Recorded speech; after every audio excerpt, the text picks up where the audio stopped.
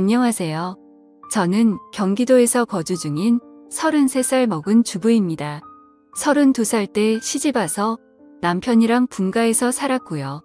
어느 날 남편이 어머님께서 돌아가시고 혼자 계신 아버님을 저희가 모시는 게 어떻겠냐고 갑자기 이야기를 하더군요. 어느 누가 갑자기 저런 말을 하는데 좋다고 할 수 있겠어요.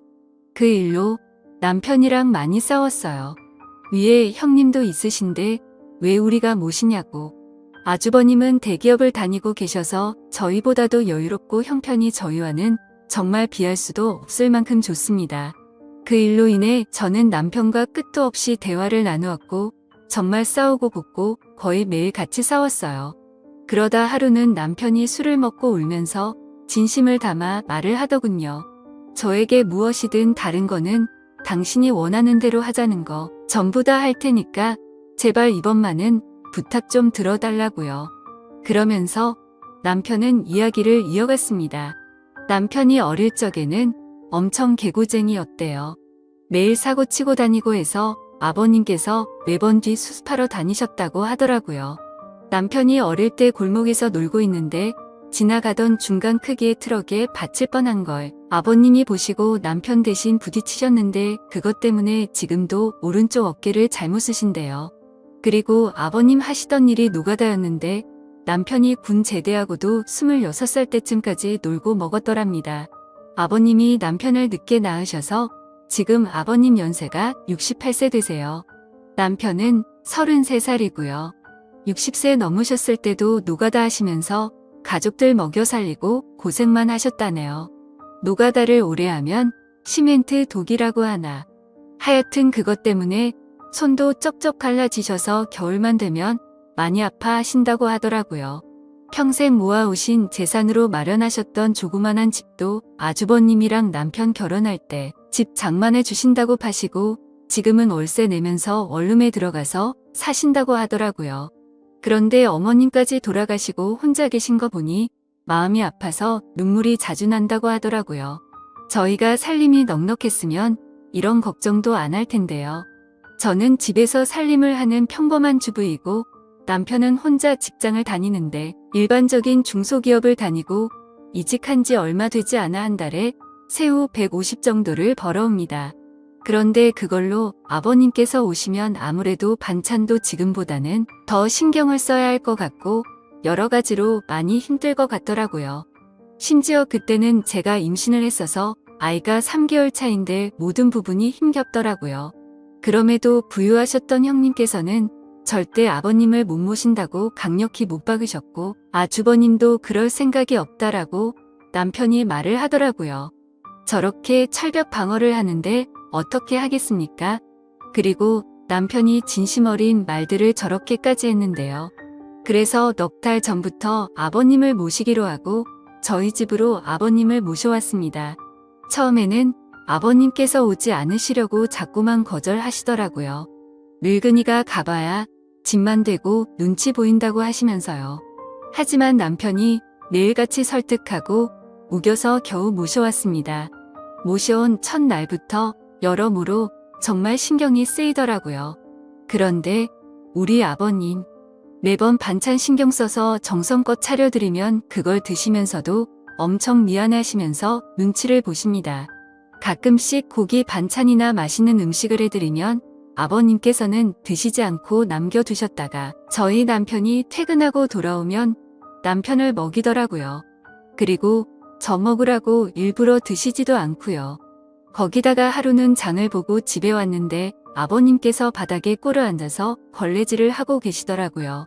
저는 그 모습을 보고 깜짝 놀라서 걸레를 빼앗으려고 했더니 괜찮다고 하시면서 끝까지 고집을 부리시면서 청소를 끝마치시더라고요. 그리고 식사를 드시고 나면 곧바로 빈 그릇을 들고 가셔서 설거지도 하십니다. 아버님께 하지 말라고 몇 번을 말씀드리고 그릇들을 뺏어도 보지만 아버님은 설거지를 하시는 게 그게 마음이 편하시답니다. 제가 왜 아버님의 마음을 모르겠어요. 이 못난 며느리 눈치 보이시니 그렇게 행동하시는 거 압니다. 그래서 저도 정말 더 마음이 아픕니다. 남편이 몰래 아버님 용돈을 드려도 그거 안 쓰고 모아두었다가 저에게 용돈하라고 주십니다. 그렇게 저희는 부유하진 않지만 서로 애틋하고 마음을 써가면서 하루하루를 지내고 있었습니다. 그런데 어제는 정말 너무 많이 슬퍼서 펑펑 울었습니다. 아버님께 죄인이라도 된 듯해서 눈물이 왈칵 나오는데 참을 수가 없더라고요. 한 달 전쯤부터 아버님께서 아침에 나가시면 저녁 때쯤 들어오시더라고요. 어디 놀러라도 가시는 것 같아서 용돈을 드려도 받으시지도 않고 웃으시면서 다녀올게 하시면서 매일같이 나가셨습니다. 저는 그래서 그냥 집안에만 있으시기엔 답답하셔서 산책이라도 다녀오시다 보다 하고서 크게 생각을 하지는 않았습니다. 그런데 어제 장을 보러 슈퍼에 갔다가 아래층 주인 아주머니를 만나게 되었습니다. 그런데 그 주인 아주머니께서 제게 어렵게 말씀을 하시더라고요. 오다가 이 집 할아버지 봤는데 유모차에 박스 실어서 가던데. 이 말을 듣고 저는 상상조차 못 해봤던 일에 깜짝 놀랐습니다. 네, 맞습니다. 아버님 아들집에 살면서 돈 한 푼 못 버시는 게 마음에 걸리셨는지 불편한 몸 이끄시고 하루하루 그렇게 박스 주우시면서 돈을 버셨더라고요. 저는 그 이야기를 듣고 장을 보다 말고 밖으로 뛰쳐나갔습니다. 아버님 찾으려고 이리저리 돌아다녀도 안 보이시더라고요. 너무 죄송하고 가슴이 아파서 집에 들어와서 정말 한없이 엉엉 울었습니다. 한참을 울고 나서 남편에게 전화해 오늘의 상황을 말하니 남편도 아무 말이 없더군요. 한참의 정적이 흐르고 남편은 일찍 들어간다고 말하고 그렇게 통화를 끊었고 남편은 저녁 5시 조금 넘어서 평소보다 일찍 퇴근하고 들어왔습니다. 남편도 마음이 정말 안 좋은지 표정도 너무 어두웠고 집에 들어오자마자 가방만 내려두고 아버님을 찾으러 나간다고 하곤 바로 집 밖으로 나갔습니다. 제가 정말 바보였고 한심한 며느리였습니다.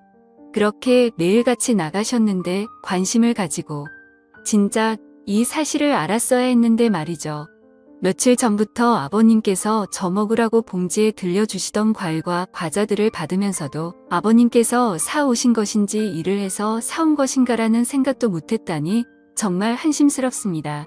못난 며느리 눈치 안 보셔도 되는데 그게 불편하셨던지 아들 집 오셔서도 편하게 지내지도 못하시고 매일같이 눈치만 보시다 불편하신 몸 이끌고 그렇게 일을 하고 계셨다니.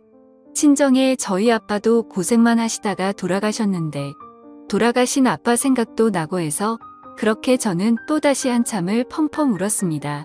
그날따라 아버님 웃으실 때 얼굴에 깊게 패인 많은 주름들과 평생 고생을 하셔서 손목에서 갈라진 피부가 자꾸 눈앞에 아른거리고 생각나면서 너무나도 죄송한 마음에 남편이 아버님이랑 들어올 때까지 울고 있었습니다.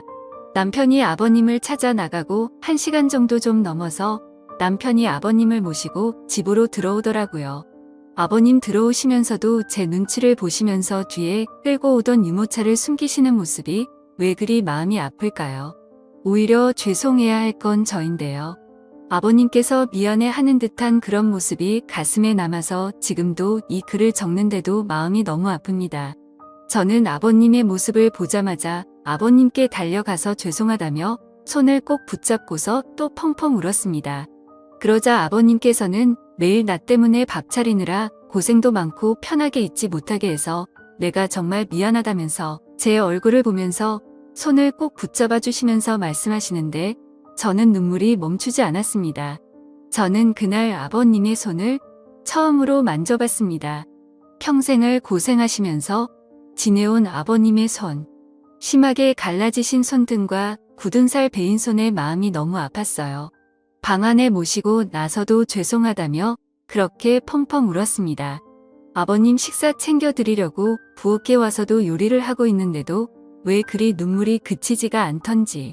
남편은 아버님께 다시는 그런 일 하시지 말라고 말했고 앞으로는 제가 더 열심히 일해서 벌면 되니까 그런 일 하시지 말라고 아버님께 확답을 받아냈습니다. 그렇게 이야기를 끝마치고서 3명이 오순도순 모여서 함께 저녁을 먹었습니다. 밥을 먹는데도 아버님 손을 보면서 자꾸 가슴이 아프더라고요. 오늘은 어제 일도 있고 해서 남편이 연차를 내서 쉬는 날이었고 저는 아버님 모시고 시내 나가자고 남편에게 얘기를 했습니다. 그렇게 저희는 다 같이 시내에 나갔고 날이 좀 쌀쌀해져서 아버님 잠바 하나랑 신발을 샀습니다.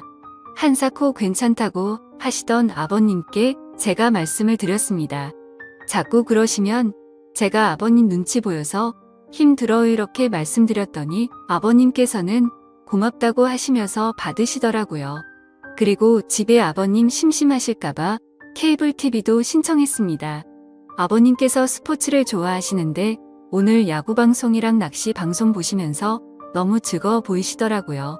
조용히 다가가서 아버님 어깨를 만져드리는데 보기보다 정말 왜소하시더라고요. 제가 꽉 잡아도 부서질 것만 같은 그런 아버님의 어깨.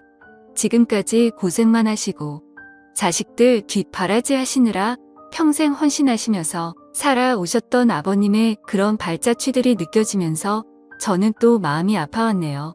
남편한테 말했어요. 저 평생 아버님 정말 친아버지처럼 생각하고 모신다고요. 비록 지금은 아버님께서 불편해 하시지만 언젠가는 친딸처럼 생각하시면서 대해 주실 때까지 정말 잘할 거라고요. 마지막으로 아버님, 앞으로는 제 눈치 안 보셔도 돼요. 제가 그렇게 나쁜 며느리 아니잖아요. 아버님의 힘드신 희생이 없으셨다면 지금의 남편도 없잖아요.